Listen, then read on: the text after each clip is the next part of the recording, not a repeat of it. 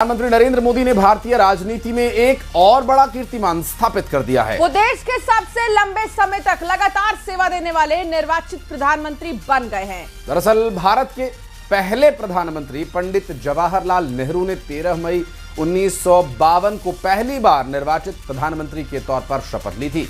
पंडित नेहरू लगातार 4,398 दिन प्रधानमंत्री रहे।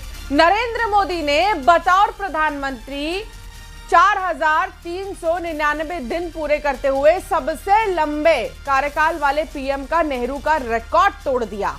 दरअसल प्रधानमंत्री नरेंद्र मोदी ने 26 मई 2014 को पहली बार प्रधानमंत्री पद की शपथ ली थी और तब से ये सफर उनका लगातार जारी है। नरेंद्र मोदी के नेतृत्व में बीजेपी ने लगातार 3 बार 2014, 2019, 2024 में लोकसभा चुनावों में जीत दर्ज की। और ये उस वक्त की तस्वीर आपको दिखा रहे हैं जब बतौर प्रधानमंत्री शपथ लेते हुए पीएम नजर आए। और तीसरी बार, पहली बार, दूसरी बार देखिए 26 मई 2014 को उन्होंने शपथ ग्रहण किया था पहली बार पीएम के तौर पर। दूसरी बार उन्होंने 30 मई 2019 को शपथ लिया था और तीसरी बार 9 जून को उन्होंने शपथ लिया था बतौर प्रधानमंत्री 2024 में।